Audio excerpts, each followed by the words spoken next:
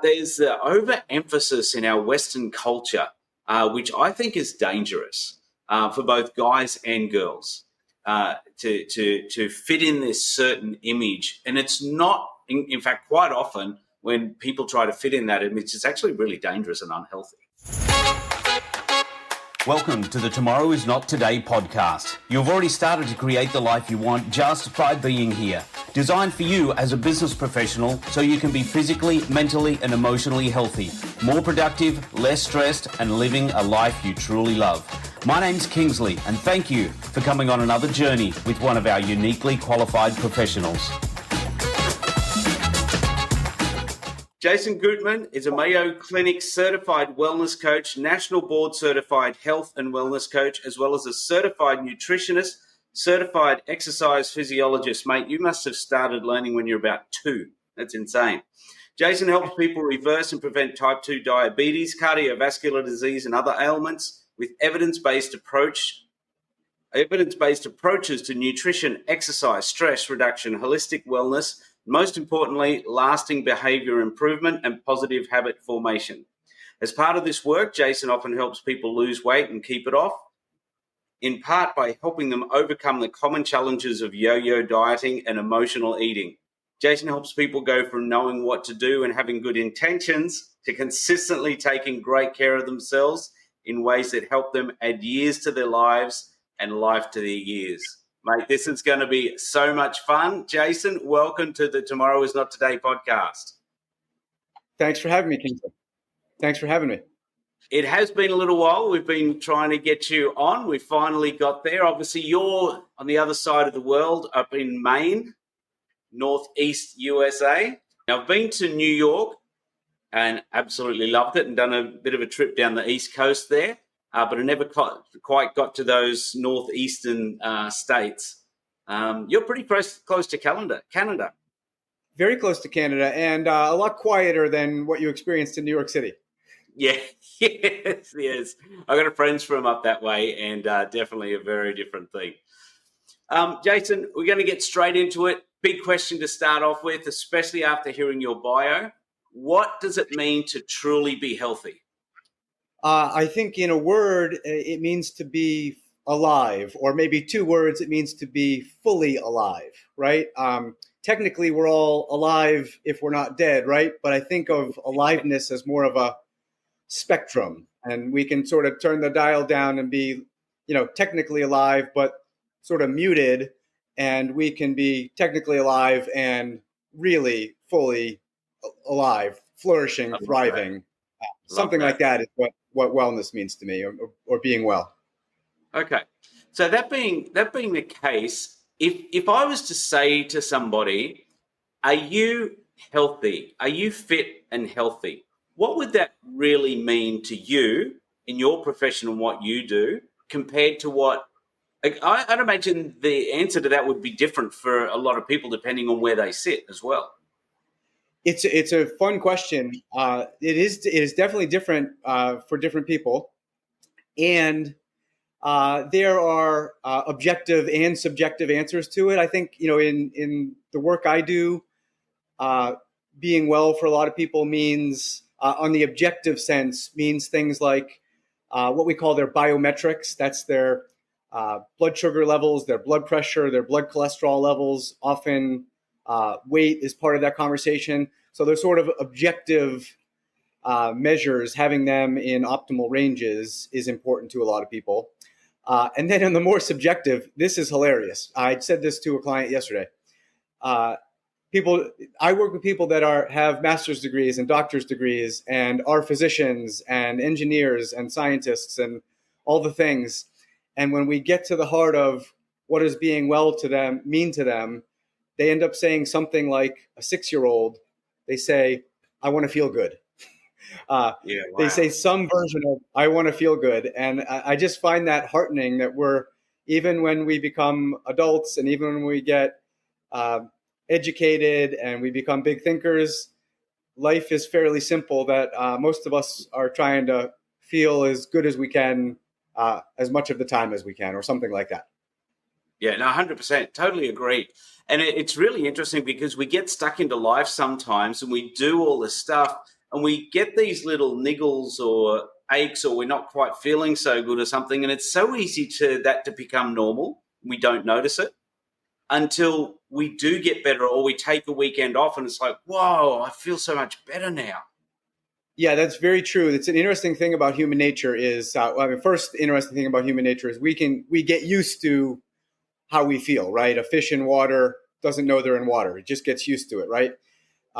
And a couple of things can get our attention. First is what you described, Kingsley, of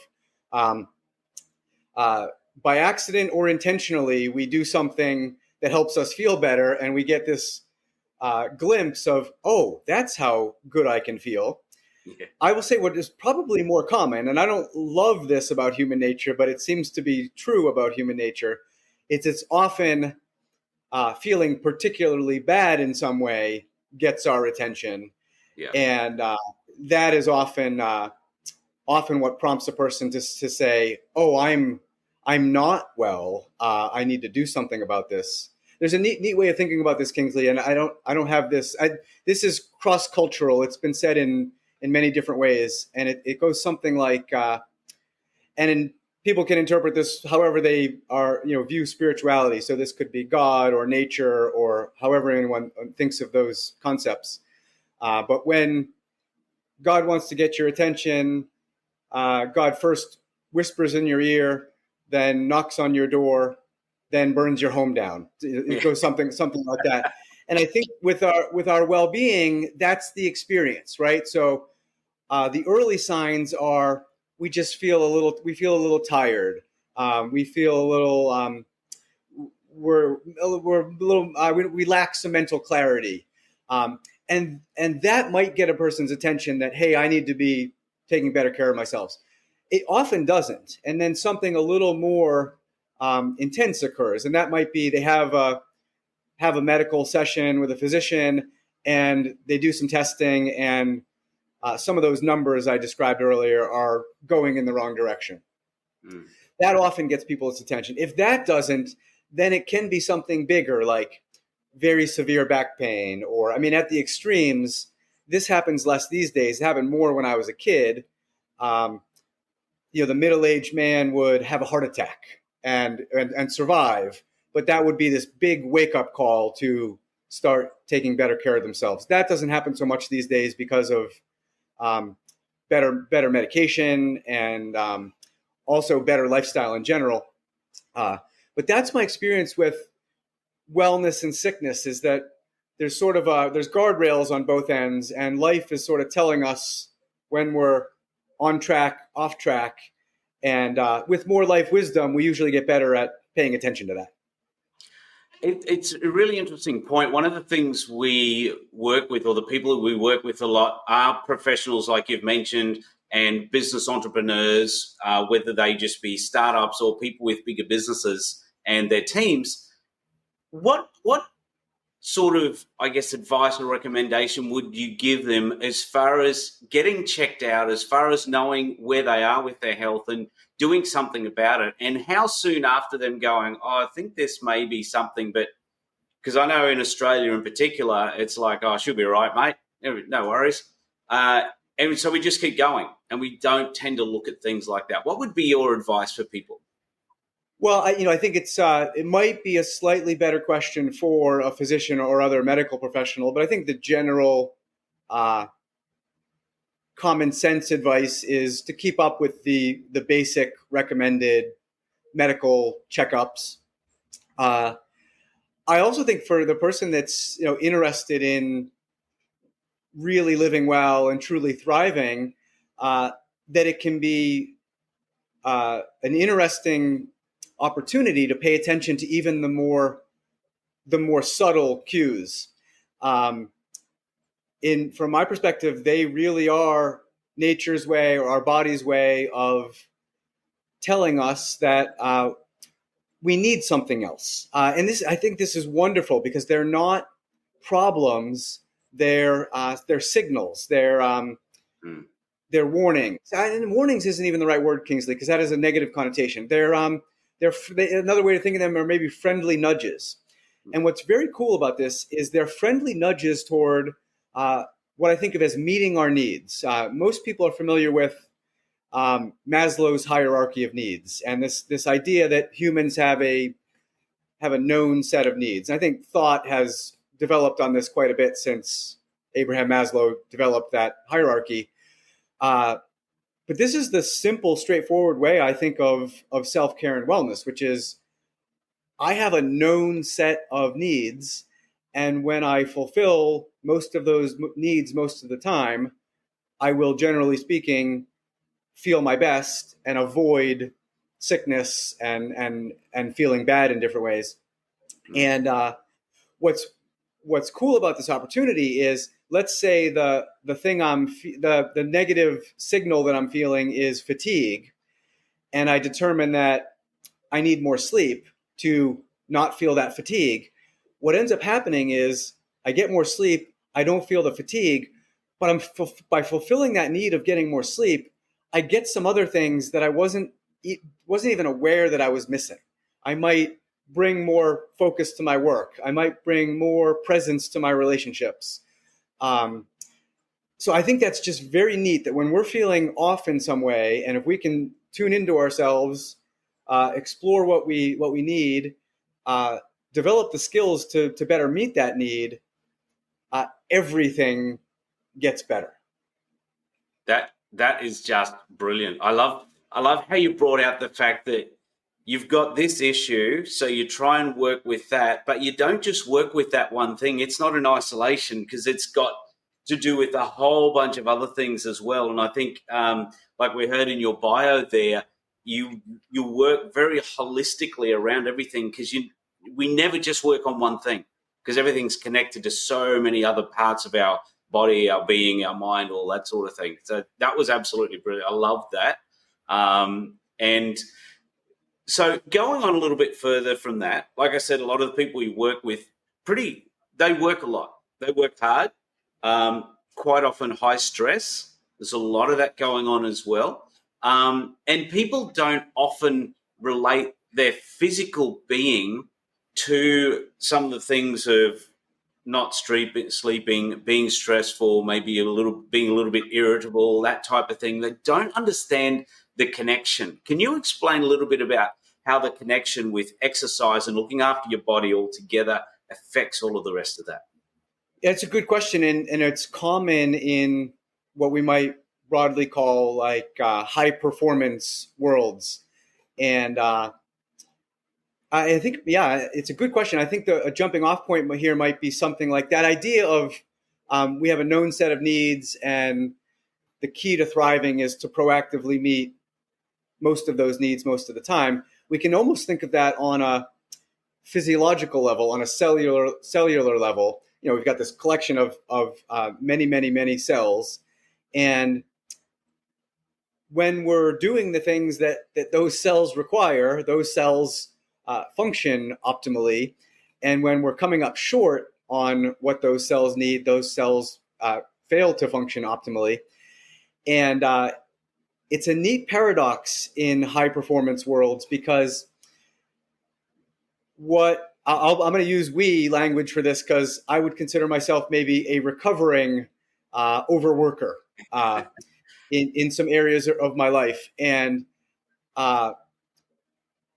what most of us come to realize, those of us that are in recovery from overworking, is that it works until it doesn't work. And what I mean by that is when our major focus is that work output, we have a degree of success. But while we're not tending to the other areas of our lives, we're essentially becoming weaker as a person. We're becoming sicker in some way. And ultimately that begins to affect our ability to perform in that high performance realm that we're making our focus. And it seems to me that the best way to be the most productive over any considerable period of time is to find the intersections of working hard, optimizing our relationships, optimizing our sleep, optimizing our rest, getting enough exercise, optimizing our nutrition, meeting any other needs we have.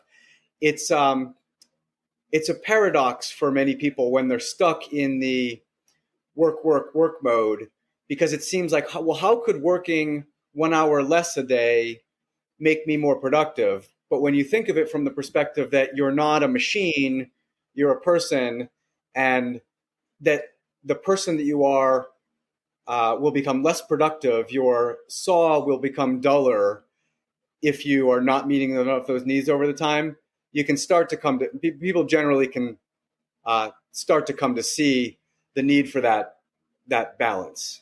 Does that make some sense, Kingsley? Oh, absolutely, absolutely, 100% agree. And I'm similar. Only I love working. I absolutely love work and what I do, and I have to force myself to stop working. But I also know when I do that, I just feel so much better. Like even sometimes this doesn't happen anywhere near as often as it should. But we might just go camping, grab the car, the tent, go camping just for a night somewhere and come back, and just being out there and being not with anything. And it's just one day. That's it. And the difference, the mind, the thoughts, the clarity, the feeling, everything changes. Despite the fact of loving what I do, without taking that break, there's a massive difference there. And I totally get exactly where you're coming from. I absolutely love working too. And I have a close colleague, and we often joke with each other that we're both worker bees by nature. And work does give me energy and feed me. And I think this is an important aspect of this conversation, potentially something very helpful for listeners to hear, because there is a public conversation going on about not overworking and life balance. And I think for many of people in that conversation, I'm sort of constructively criticizing some of that conversation, is they sort of assume that most people would prefer to be lying in a hammock or sitting on a beach 2/3 of their week or 3/4 of their week. And well, that might be true for some people. It isn't true for all of us, right? And some of us really do. So I think it's important, if you are a worker and you love working and you love the work you're doing, to not feel ashamed that you love to work, and to not feel like you have to conform to what might be the, what's a better way of saying this? That this worker culture is sometimes criticized as quote unquote hustle culture, and that's said in a negative way.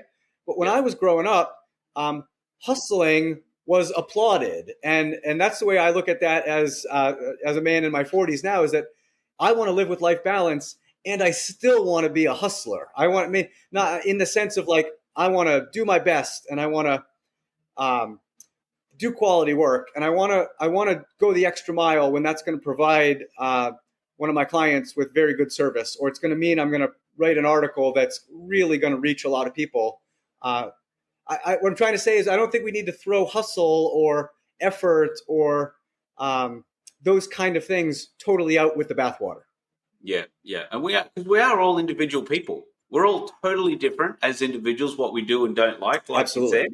And it's got to fit in with who we are. And I think no matter which end of the spectrum we are, or if we're in the middle there, it's pulling that whole balance together of making sure everything's working in alignment with everything else at the same time. And I think that's a critical thing. So what I want to step onto, I could actually have this conversation like for eons, but obviously we've got limited time. With people that are a bit like us, who we understand I can't work forever, but I do like my work and I do work a lot. Where do I fit in? How do I make sure that I'm getting exercise and I'm drinking enough water and I'm getting enough sleep and I've got my time with my family and I'm getting the right foods and that sort of thing? Because it's, when you think about it, in one sentence, it's like, that's a lot of stuff to do in a day. How do you work with your clients to actually get this all happening together? A good way to think about this is what I'm often asked, and I was actually asked this by a client yesterday, is which of those things are the most important? And it's a good question, but from a psychology perspective, I think a better question is which of those feels more doable to you to start with. So all of the things you mentioned are important physiologically, but from a making lifestyle improvements perspective, what's very helpful is to do the thing that feels the most attainable, the most doable right away.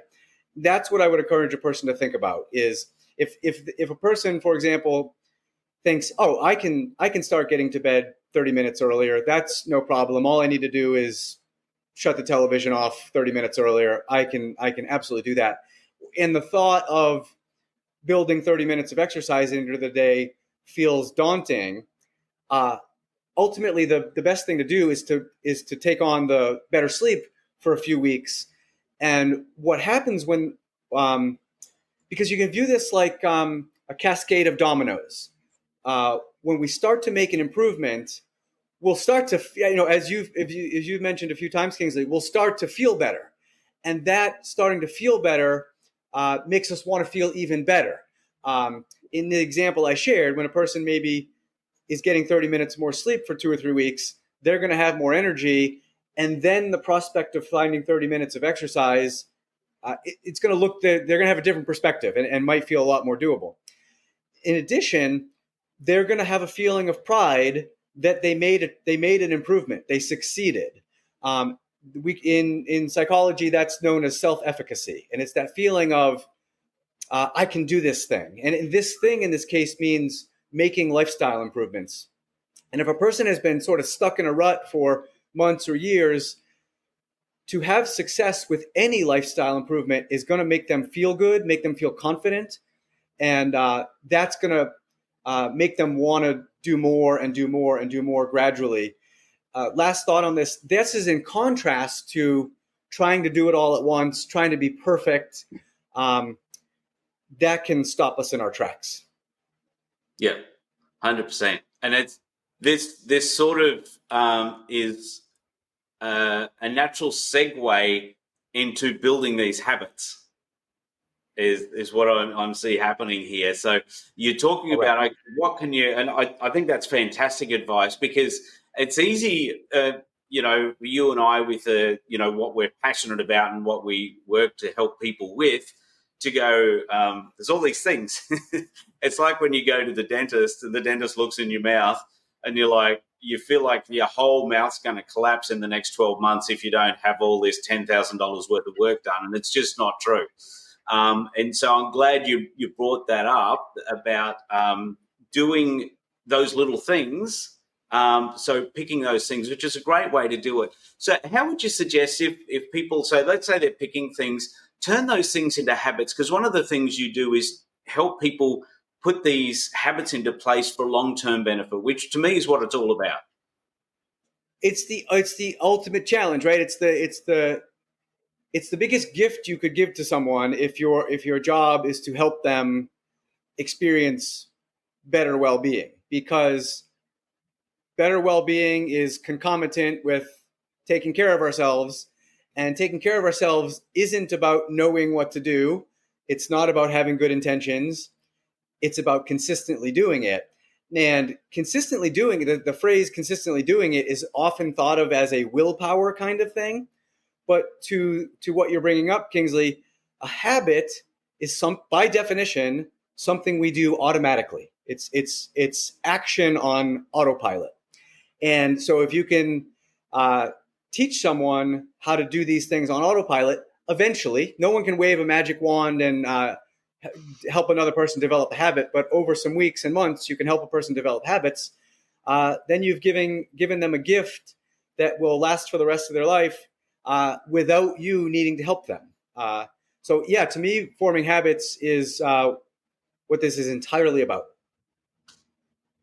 And so you're suggesting let's work on the sleep, say, for a little while, whether it's a week, 2, 3 weeks, whatever it is, and then we'll start implementing some of the other things as we go along. So like you said before, getting some small wins. Is that how you would work and suggest they do? And obviously everyone's a little bit different as well.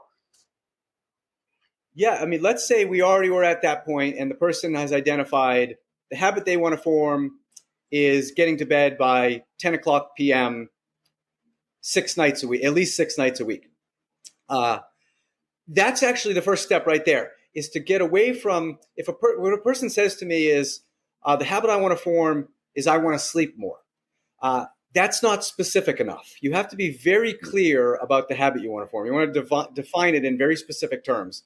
If it's too vague, I want to sleep more, I want to eat better, I want to exercise more, it's not enough for our minds to attach to them and make significant progress. It's too vague. Second thing I would highly recommend is to, if a person's doing this by themselves, if they're working with a coach, reflect on what will this habit bring to your life. So imagine yourself 6 weeks into the future, you're sleeping 30 minutes more 6 days a week.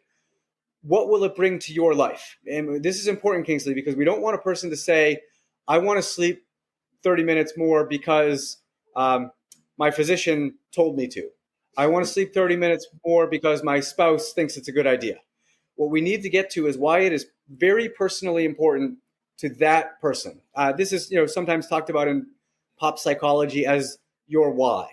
And this will be very different for every person. So if a person says, I'm starting to fall behind at work and it's very important to me to finish this book I want to write by the end of the year, that's super powerful to know. If a different person says, I'm having a hard time keeping up with my kids, being a good dad is very important to me, those are two different whys. And it's very important that each person gets very clear on what habit they want to form, why it's important to them, and then to start to take small steps in that direction. So I'll add one more thought and then pause. The goal might be to ultimately sleep 30 minutes more, but what they might do in the first week is sleep 10 minutes more or 15 minutes more, or sleep 30 minutes more, but only do it on the weekends, whatever it might be. So I'll take a pause. Those are 3 important first steps in forming a habit. That's really cool, because you've taken this, I've got to do this big thing, and broken it down to, that's easy, I can do that. And I love it's just implementing the simple, easy things, and that covers so much ground. And then we can put that with exercise, with food, with water, with all the different stuff that's involved and whatever we want to work in. And obviously work out why it's important to you, which I think is a critical factor. So that's awesome that you've brought that up. I want to change tack just for a little bit. One of the other things that you work with, and I don't want to talk specifically about the yo-yo dieting thing, but what I want to talk about, or want to ask you about, is the difference between being healthy and having the bikini body or the beach body or whatever it is for a guy or a girl, because there is a big difference in these two things. And I guess one of the things I want to do is dispel some of the myths around what actually health is and what, size is and that sort of thing, and take off some of the pressure for people to feel like they have to be somebody that's unrealistic, unattainable, and not who you are anyway, because we want people to be themselves. Our taglines create the life you want, which is being happy. So can you talk around that, about the yo-yo dieting, why it happens, how you help people get off that and help people get healthy, not some fake body image that we may see all over the place? Excellent question. There's definitely a difference between fitness. There's definitely a difference between appearance and wellness. And diet culture is a place that creates some of these problems. Sort of espouses these ideas of go on this diet, and this could sound a little dramatic, but I actually think this is the spirit of diet culture. Your whole life will be better. Like if you can, it's sort of it's an oversimplification. It's sort of, if you can avoid these foods, you'll go to heaven, right? Like you get everything, and if you don't, you go to hell, right? You're quote unquote bad, right? I think the way out of this, I've alluded to in the broader context when I use the phrase self-care is about proactively meeting most of your needs most of the time. If we could sort of hone in on that statement, we can think of eating well as proactively meeting your food needs most of the time. And a way to think about this that's outside of the thinking that's in diet mentality is very simple. It's to tune into your hunger and to start to eat when you're hungry, and start to eat more deliberately, and then to learn to stop when you're full, and to have a almost childlike relationship with food, as opposed to these rigid prescriptive relationships with food that people can get caught up in. And also important to this is to enjoy food, right? There's a saying that goes something like, people will say this in different ways, but the spirit of it is something like, if it tastes good, it's bad for you. If it tastes bad, it's good for you. And this creates this unfortunate double bind, that there is food on the one hand that is enjoyable and delicious, and food on the other hand that has no taste and no flavor, but is good for you. And I help people find the intersection between food that they enjoy and food that nourishes their body. I think that hopefully is a start to an answer to your question. Yeah, no, absolutely, and that helps with all the food area, and hopefully eliminates some of because obviously we can go so deep into that section alone. But I'm glad you've kept it at a nice, simple, easy level for everybody to be able to grasp and work with that. And then, so talking about size of people and because obviously the food is, it's about 80% of this whole factor anyway. But people get often held up about their size and what they look like and their physique and that sort of thing, which to a degree is important. Yes, I get that. But there's the overemphasis in our Western culture, which I think is dangerous for both guys and girls, to fit in this certain image. And it's not, in fact, quite often when people try to fit in that image, it's actually really dangerous and unhealthy. I want people to be healthy. No doubt, Kingsley. I think I mean that's well said, and I have some personal experience with it. It goes back to being an overweight teenager and not having the skills or the support to deal with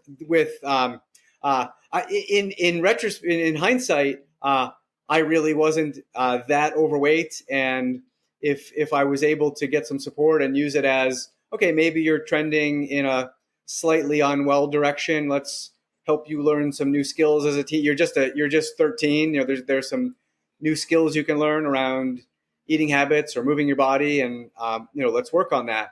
But what I did is internalized all that overemphasis you're describing, and did some things that were very self-harmful to not feel all of those pressure from all that pressure from the people around me. And it's amazing how deep this runs. One way this strikes me almost on a weekly basis is when I'll have a client in their 70s, and they have wellness goals, and they're often very deep and very profound, of why they want to be taking better care of themselves, why they want to live well, why they want to experience better well-being. And even someone with 70 years life experience will often make a comment of sort of being down on themselves for not having the body they think they should have. And we do the best to work with that and help them accept their bodies for what they are, and to focus on, have more of a wellness perspective than an appearance perspective. And knowing, to your point, that weight, it doesn't not mean anything. It has an association with our well-being, but not to make it that everything. Because I've legitimately seen people, Kingsley, who are making remarkable improvements in many areas of their life and feeling great and feeling happy, only to be able to negate all of that by saying, I still have some love handles, or I I'm one size higher than I was when I was in high school or whatever it is. So it is I think it's an area that requires skill to work with, but I think even more so requires a lot of acceptance, a lot of compassion, a lot of kindness to help a person find their way out of that mentality. When you say that a lot of acceptance and compassion and kindness, is that them to themselves or other people to them? It's a great question. I think ultimately, I would say both. Ultimately, a person learning to do that with ourselves is very important. And I think the paradox is one of the ways we learn to do that is when someone in our life, personally and or professionally, is able to provide that for us a little bit, not in a codependent way, not like they're accepting me and I don't need to accept myself, but sort of if they can provide some of that, I can learn to do that for myself. And the person doing it for the other person is sort of like a pair of training wheels on a kid's bike. They're helping them learn to do it until they can do it without the training wheels and ride off by themselves. Yeah, and I think we all need that from time to time in various scenarios of life, every single one of us. I'm gonna take that just a little bit deeper, and I know this could go in all sorts of directions, and I don't know how you're going to answer this question, but looking at people's relationship with food, the way they see themselves, the way they see their body and physique and that sort of thing, how much does the past life, and like you mentioned, as a kid, as a teenager, and your feelings and things, and a current mindset affect how we view ourselves, what is good and what is bad, and what we're striving for? I mean, I think there's no doubt that both our past experiences and our current mindset affect all of that. I think working with both of those things can be helpful. I think what's generally most helpful is to, in the spirit of what we talked about earlier with some of the basics of starting to form new habits, is to envision a new relationship with food, a new relationship with one's body, and to start to take baby steps toward that in the present. And start to, I mean, it's fascinating stuff. And I know this is in the realm of the work you do. It's a transformation. It's becoming a new person with regard to your relationship with food or your relationship with your body. And, you know, what I'll say is I see it happen all the time. Here's the beautiful thing about these kinds of transformations. They don't happen overnight. Like you can't wave a magic wand, but they also don't take forever. If one is ready to make these kind of transformations, gets some guidance and support, they make 10% progress in the first couple of weeks, another 10% progress in the next couple of weeks, another 10% progress. And people look up 3 months later, 6 months later, 9 months later, and they're no longer that person burdened by maybe the way their parents talked about food or talked about weight when they were 6, 7, 8 years old. There's a lot of hope in this realm. People really can make big changes. I love that, Jason, the fact that it's not about perfection. None of us are talking about striving or aiming for perfection. What we're doing is talking about who do you really want to be and how can we help you get there? How can you help yourself get there just by taking little steps, being patient, empathetic, like you said, with yourself, having other people around us who can give us that support and empathy and that sort of thing. So no matter where we are or what's going on, that we're just taking that progress step by step, like you said, the baby steps to get to where we want to go. And I think to me that mindset and that whole programming is so critical to have that, to not be feel guilty or ashamed or not being who I want to be and I should be there. It's like, no, we're all on a journey. It's a great journey that every single one of us is on. It's a brilliant. I really appreciate how you said that, and I appreciate earlier you sharing your tagline. I often say that underneath being a nutritionist and an exercise physiologist and a wellness coach, and if anyone follows me on social media, they'll see this, that the bottom hashtag that I put on every single one of my posts says empowerment. And I think deep to this work is we're learning to empower ourselves. And those of us that are working in this realm as professionals, we're learning to empower others to live the life we want to live, to be the people we want to be. I'll share a thought on this that I think your listeners will appreciate. In the personal growth realm, I think of there as being three orientations, and I wouldn't think of them as being better than the other. They're often stepping stones. Most people start with the first orientation, which I think of as a goals orientation.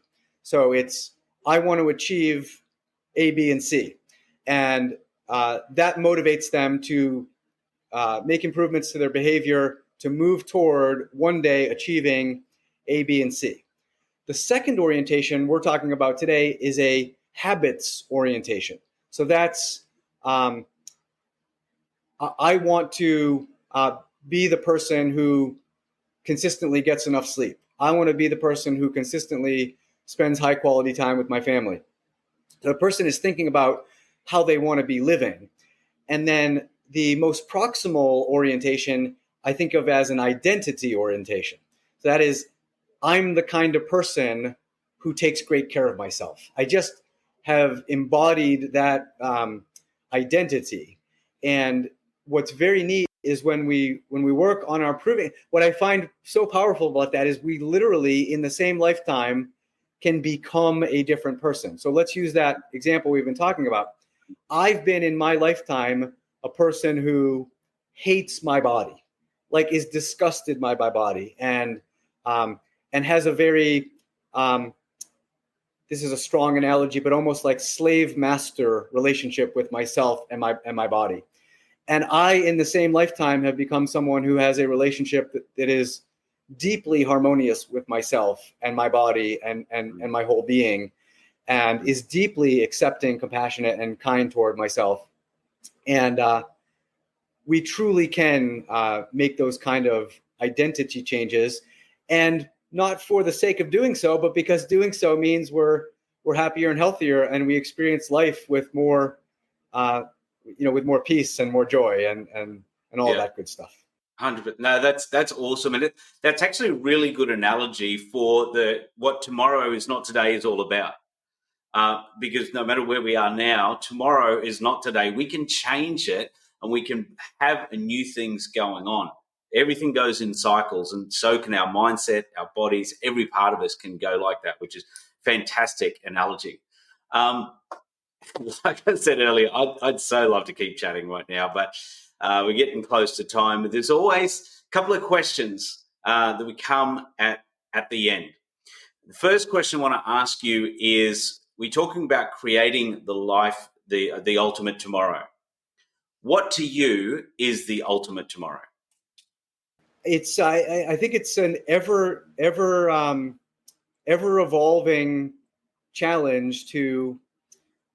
I'll go back to my opening comments, to feel as fully alive as I can. I think it's in our nature to, and I hope it's clear from our conversation so far that I mean that in the most holistic way. So that means happiness, health. It means Absolutely. energy. It means connection.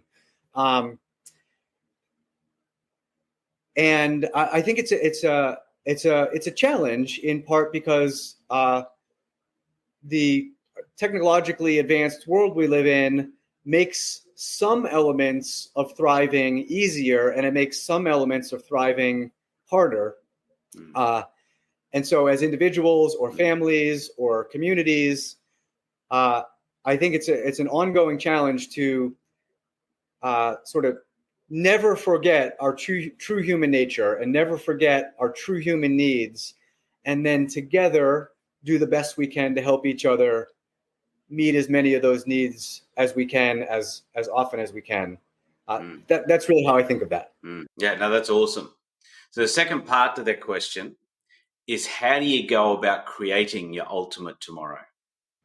So it's a big question. I think it's a good jumping off point to something I was hoping to get a chance to mention.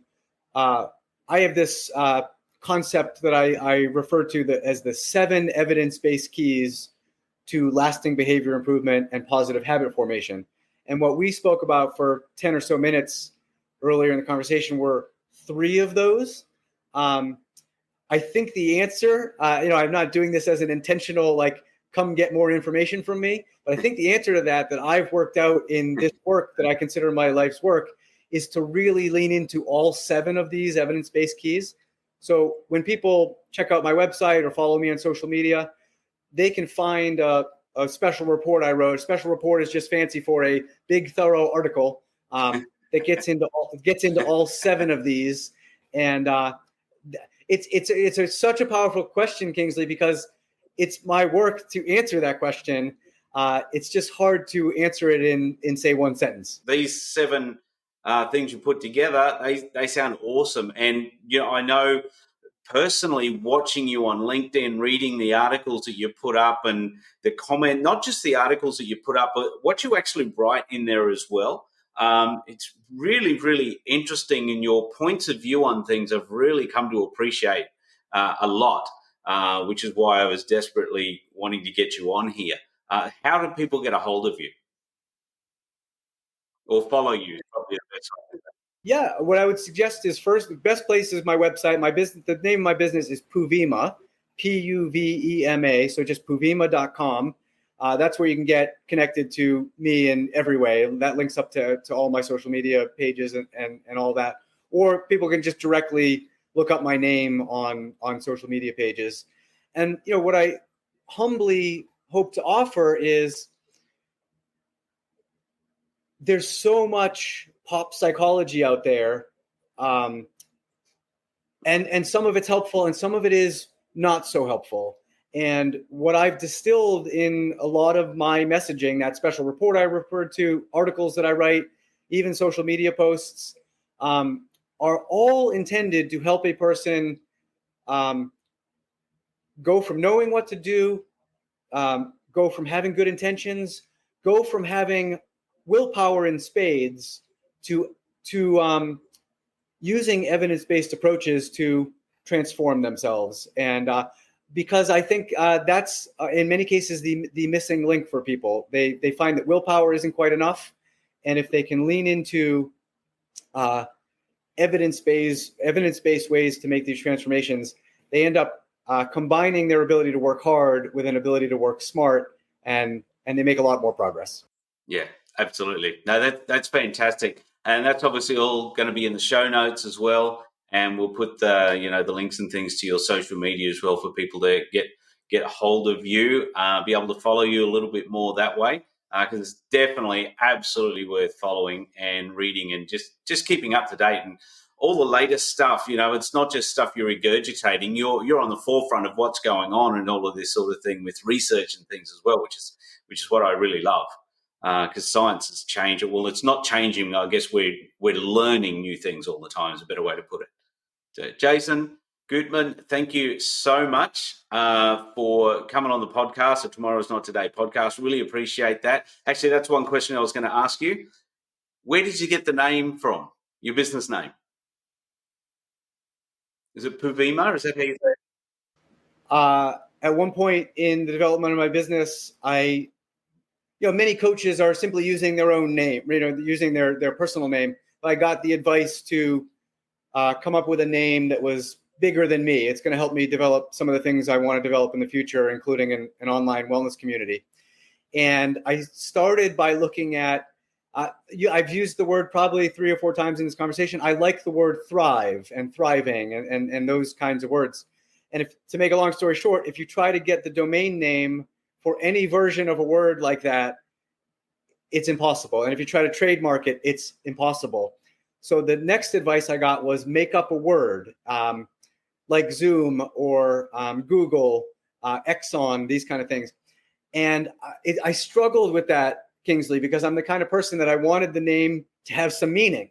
Yeah. And so I was going through, I did certain idea storming activities to see how else I could come up with a name that had some meaning. And I was going through my favorite quotes. And one of my favorite quotes is, "The greatest wealth is health." And that's from the gentleman known as Virgil, but his full name is Publius Virgilius Maro. So Puvima is the Pu from his first name, the VE from his second name, and the MA from his last name. Wow. That's where Puvima is from. That's awesome. I love stories. I love stories of backstories. It's always interesting. But thank you so much. Really appreciate your time joining us all the way from America and sharing the wisdom and just simplifying how simple this is and how everybody can take little steps to get where they want to go and create the life they want to create. Thank you, Jason. Have an awesome day. Thank you for having me. I appreciate it.